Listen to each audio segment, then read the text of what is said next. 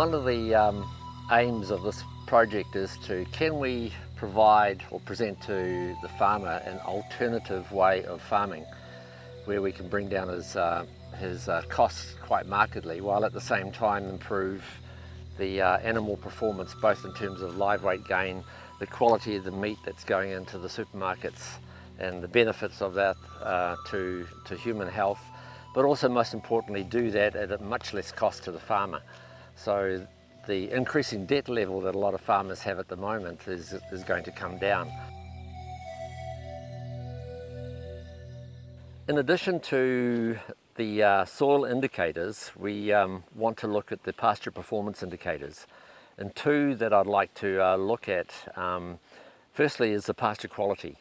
And as you can see by scanning around the pasture that we have here, we've got good pasture quality. We have a good mix of pasture species. We've got obviously the ryegrass, we've got a good clover mix, we've got yarrow in the mix, we have plantain.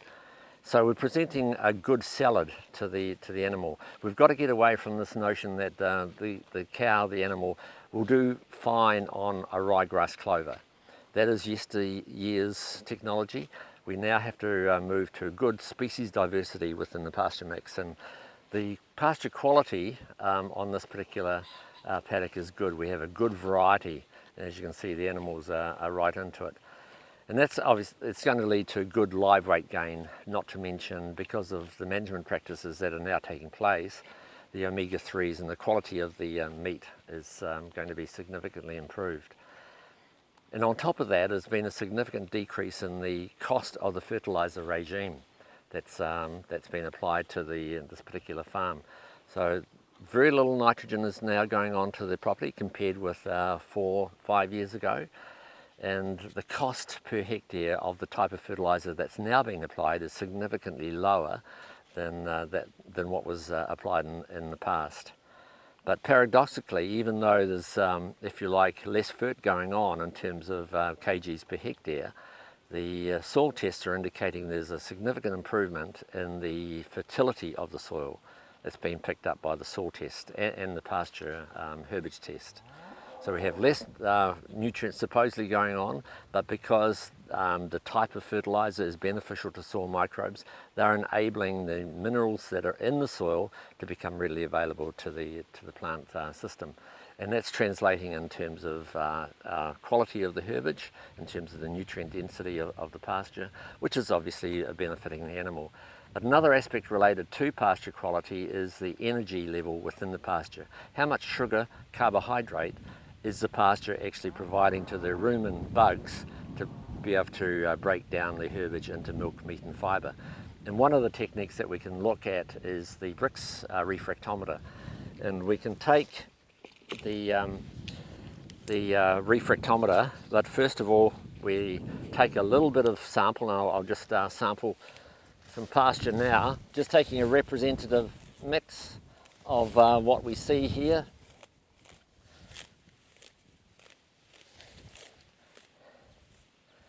We have a little bit of yarrow, which is excellent fodder. We don't want too much of it, but it used to be, and still is to a degree, sprayed out. We should leave it in there. And take that representative mix, and we just rub it at the palms of our hand to break down the cellular structure of that herbage. If we don't do this, we get a lower Brix figure. So we want to break down that cellular structure until the palms of our hands quite wet. We transfer that to, I like the Tupperware garlic crusher to actually extrude the sap out, and take the Brix refractometer and just squeeze the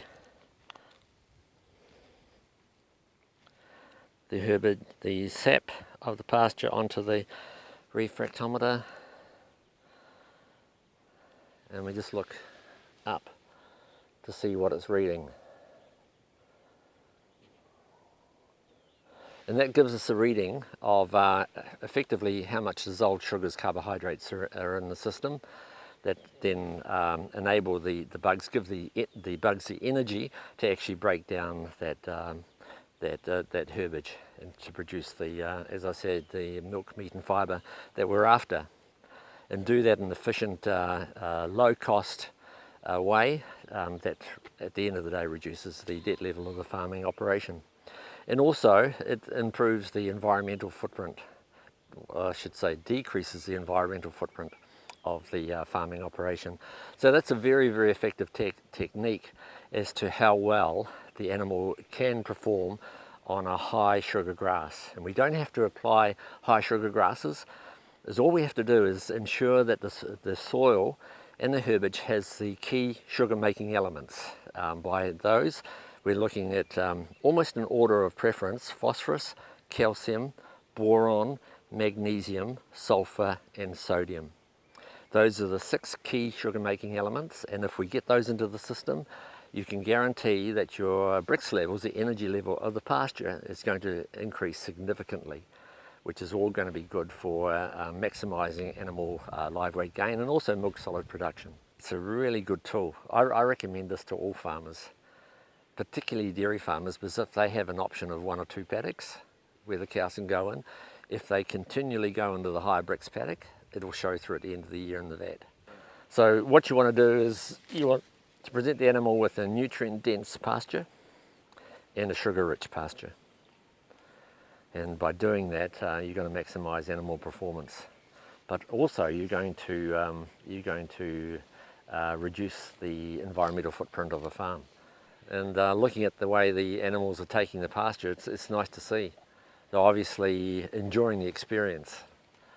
And I think that's right, and I think the other thing is you can notice that they're nipping the tops off the urine and dung patches right up the top there. They still like that. It's still sweet for them. They like it as part of their mix. This book's a must for everybody. Every farmer should have one of these books and be taking it out and looking at his pasture, because that's where the production starts. I think we all should be always learning, and we don't, and there's such good information out there to learn about your soils, because by having our healthy, lively soils, we'll have healthy, lively pastures, and obviously spins off into our cattle. So it's very, very important to know your soils and know how you can improve on the soil qualities and the worms, and on it goes, the whole cycle.